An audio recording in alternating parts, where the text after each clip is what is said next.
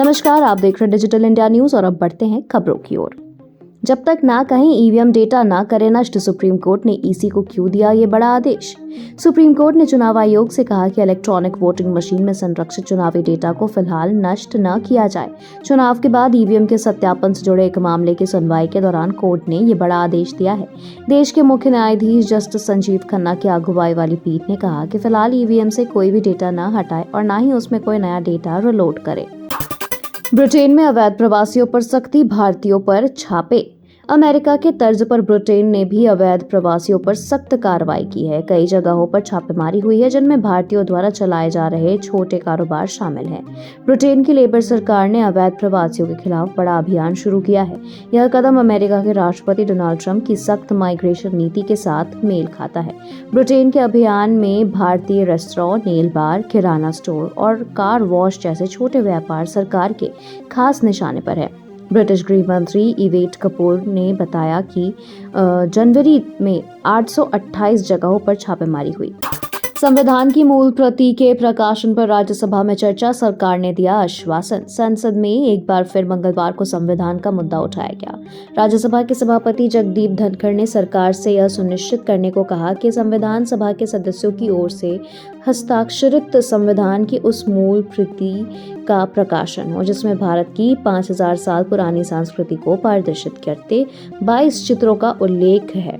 राज्यसभा में शून्यकाल के दौरान भारतीय जनता पार्टी के सदस्य राधा मोहन दास अग्रवाल की ओर से इस मुद्दे को उठाया गया। इसके बाद सभापति ने यह व्यवस्था दी। इस पर सदन के नेता जेपी नड्डा ने सदस्यों को आश्वस्त किया कि सरकार सुनिश्चित करेगी कि संविधान की मूल प्रति के प्रतिलिपि ही बाजार में उपलब्ध हो। पुलिस ध्यान रखे कि सत्ता बदलती रहती है, भाजपा आए तो मुश्किल होगी। भाजपा सांसद और केंद्रीय मंत्री रवनीत सिंह बिट्टू के 2 करीबी सहयोगियों को अरेस्ट करने पर राजनीतिक बवाल मचा हुआ है। बिट्टू ने भगवंत मान सरकार पर तीखा हमला करते हुए कहा कि हमारी पार्टी आपको सत्ता से बेदखल भी कर सकती है। सत्ता के नशे में ऐसे कदम नहीं उठाने चाहिए। बिट्टू ने पुलिस वालों को सीधी चुनौती देते हुए कहा कि आप लोगों को राजनीति में नहीं पड़ना चाहिए। यह ध्यान रखें कि सत्ता बदलती रहती है, फिर भाजपा आएगी तो मुश्किल होगी। रणवीर इलाहाबादिया को समन भेज सकती है संसदीय समिति। Social media influencer Ranveer Allahbadia को लेकर विवाद गहराती जा रही है। संसद में यह मामला तूल पकड़ सकता है। वहीं रिपोर्ट्स में कहा गया है कि आईटी मामलों में संसदीय समिति उन्हें समन भेज सकती है। समिति उन्हें बुलाकर इस मामले में सवाल जवाब करने का मन बना रही है। बता दें कि इंडिया गॉट टैलेंट नाम के यूट्यूब शो पर पेरेंट्स को लेकर अश्लील टिप्पणी के बाद रणवीर इलाहाबादिया मुसीबत में घिर गए हैं। देश भर में उनके खिलाफ कई मुकदमे दर्ज हुए हैं। एआई से लैस है भारत की संसद, मुरीद हुए मालदीव के स्पीकर। मालदीव की संसद के स्पीकर अब्दुल रहीम अब्दुल्ला ने अपने संसदीय शिष्टमंडल के साथ मंगलवार को लोकसभा की कार्यवाही देखी। इस दौरान लोकसभा अध्यक्ष ओम बिरला ने मंगलवार सुबह सदन की कार्यवाही आरंभ होने पर लोकसभा कक्ष की अतिथि दीर्घा में बैठे मालदीव के पीपल्स मजलिस के स्पीकर अब्दुल रहीम अब्दुल्ला और उनके साथ भारत आए प्रतिनिधिमंडल का स्वागत किया। पूरे सदन ने मजे थपथपाकर मेहमानों का अभिवादन किया। परिवार संग प्रयागराज पहुंचे मुकेश अंबानी, त्रिवेणी संगम में लगाई आस्था की डुबकी। महाकुंभ में बड़े औद्योगिक घरानों का आगमन जारी है। मंगलवार को रिलायंस इंडस्ट्रीज के चेयरमैन व मैनेजिंग डायरेक्टर मुकेश अंबानी, मां कोकिलाबेन अंबानी, पत्नी नीता अंबानी, बेटों और बहुओं के साथ प्रयागराज पहुंचे। उनके साथ टीम के 30 सदस्य भी शामिल थे। सभी लोग दोपहर 3 बजे प्रयागराज पहुंचे। प्रयागराज एयरपोर्ट पर परिवार 6 चार्टर प्लेन से दोपहर 3 बजे पहुंचा। वहां शाम 5 बजे सभी ने त्रिवेणी संगम में स्नान किया। भोजपुरी 8 देशों में बोली जाती है। पूर्वांचल में घर घर की भाषा। भोजपुरी भाषा को संविधान की 8वीं अनुसूची में शामिल करने की मांग एक बार फिर लोकसभा में उठी है। इसके साथ ही सोशल मीडिया, ओटीटी मंचों पर अश्लीलता फैलाने वाले कार्यक्रमों पर रोक लगाने और ट्रेनों में कुल्हड़ में चाय बेचे जाने जैसी मांगे भी हुई है। सदन में शून्यकाल के दौरान उत्तर प्रदेश के सलेमपुर में समाजवादी पार्टी सदस्य रामशंकर राजभर ने कहा कि भोजपुरी भाषा दुनिया के 8 देशों में बोली जाती है और यह पूर्वांचल के घर घर में बोले जाने वाली भाषा है। उन्होंने सरकार से मांग की कि इस भाषा को संविधान की 8वीं अनुसूची में शामिल किया जाए। लोकसभा में अखिलेश यादव का वित्त मंत्री पर तंज। समाजवादी पार्टी अध्यक्ष अखिलेश यादव ने लोकसभा में मोदी सरकार पर जमकर तंज कसा है। उन्होंने वित्त मंत्री को निशाने पर लेते हुए कहा कि पॉपकॉर्न में जीएसटी का हेरफेर हो गया है, कहीं मखाने में न हो जाए। इसके अलावा सपा प्रमुख ने प्रयागराज महाकुंभ की व्यवस्था, पीएम मोदी के अमेरिकी दौरे समेत अन्य विषयों पर कटाक्ष किया। अखिलेश यादव ने प्रयागराज महाकुंभ की व्यवस्था में कथित खामियों और कई स्थानों पर यातायात जाम होने के अलावा देते हुए मंगलवार को लोकसभा में कहा कि वहां की तस्वीरें देखकर सनातन धर्म को मानने वाले हर व्यक्ति को बहुत बहुत दुख पहुंचा है। फ्रांस में बोले पीएम मोदी, नौकरियां जाने की बात भ्रम। प्रधानमंत्री मोदी ने पेरिस के ग्रैंड पैलेस में एआई एक्शन समिट को संबोधित किया। प्रधानमंत्री मोदी ने कहा, एआई पहले से ही हमारी अर्थव्यवस्था, सुरक्षा और यहां तक कि हमारी समाज को नया आकार दे रहा है। एआई इस सदी में मानवता के लिए कोड लिख रहा है। एआई समिट को संबोधित करते हुए पीएम मोदी ने कहा कि एआई आज वक्त की जरूरत है। हमारे पास दुनिया का सबसे बड़ा टैलेंट है। हम लोगों ने डेटा को सुरक्षित रखने की व्यवस्था की है। जामिया में ऐसा क्या कांड कि भागते फिर रहे अमानतुल्लाह खान। आपके विधायक अमानतुल्लाह खान एक बार फिर मुश्किलों में घिर गए हैं। एक अपराधी को भागने में मदद का आरोप लगने के बाद से अमानतुल्लाह खान फरार है। उन्हें पकड़ने के लिए दिल्ली पुलिस जॉइंट ऑपरेशन चला रही है। जामिया नगर थाने समेत साउथ ईस्ट डिस्ट्रिक्ट और क्राइम ब्रांच की टीम रेड कर रही है।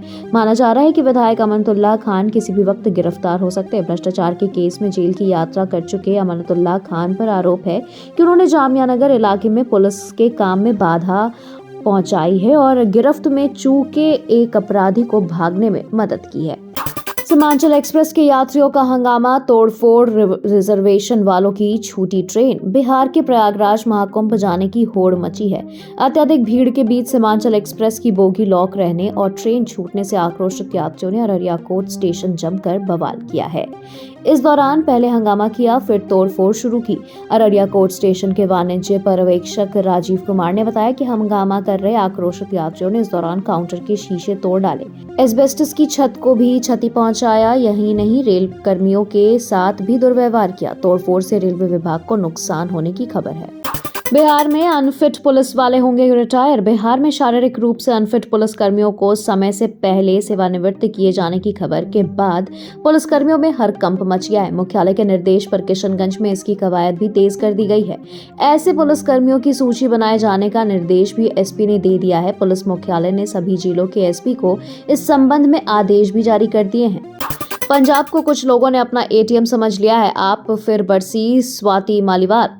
दिल्ली विधानसभा चुनाव में आम आदमी पार्टी को करारी शिकस्त मिली है। हार के बाद स्वाति मालीवाल के कई बयान सामने आए हैं। मालीवाल ने एक बार फिर नाम लिए बगैर आप और अरविंद केजरीवाल पर हमला किया है। स्वाति मालीवाल ने एक्स पर लिखा कि पंजाब को कुछ लोगों ने अपना एटीएम समझ लिया है। सैंड माइनिंग, ट्रांसफर पोस्टिंग और रियल स्टेट। इसके बाद उन्होंने एक्स पोस्ट में लिखा कि इस लूट को रोकना होगा। ट्रांसफर पोस्टिंग में खुलेआम भ्रष्टाचार है, यहाँ तक कि रियल स्टेट डेवलपर से भी वसूली की जा रही है। विधायकों को 15 करोड़ वाले दावे पर बुरे फंसे केजरीवाल। दिल्ली चुनाव में हार के बाद आम आदमी पार्टी को एक और झटका लगने वाला। अरविंद केजरीवाल, मुकेश अहलावत और संजय सिंह ने आप विधायकों को 15-15 करोड़ वाले ऑफर पर अब भ्रष्टाचार निरोधक ब्यूरो यानी एसीबी कानूनी कार्रवाई करने की तैयारी कर रहा है। अगर एंटी करप्शन ब्यूरो को जवाब नहीं मिलता है तो वह आगे की कार्रवाई के लिए दिल्ली पुलिस की सहायता ले सकती है।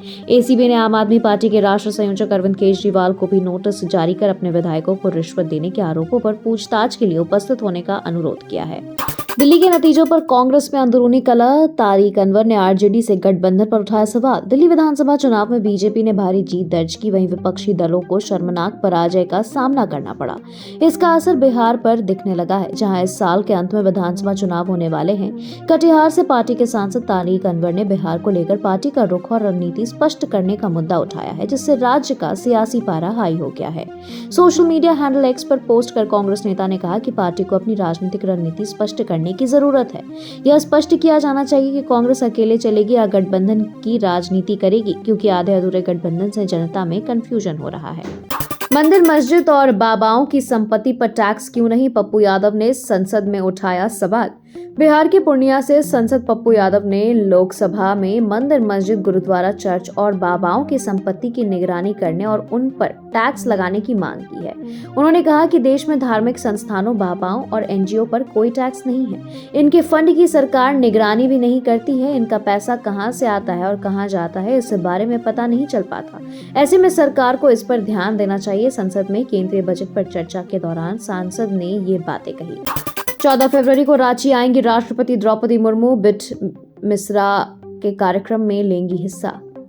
राष्ट्रपति द्रौपदी मुर्मू 2 दिवसीय दौरे पर 14 फरवरी को रांची आ रही हैं। वह 15 फरवरी को वापस दिल्ली लौट जाएंगी। इस दौरान वह बीआईटी मिश्रा के प्लैटिनम जुबली कार्यक्रम में हिस्सा लेंगी। उनके रांची आगमन पर तैयारियों को लेकर मुख्य सचिव अलका तिवारी की अध्यक्षता में प्रोजेक्ट भवन में समीक्षा की गई। मुख्य सचिव ने अधिकारियों को निर्देश दिए कि प्रोटोकॉल के अनुसार राष्ट्रपति के दौरा के दौरान पूरी व्यवस्था चौक चौबंद रखें।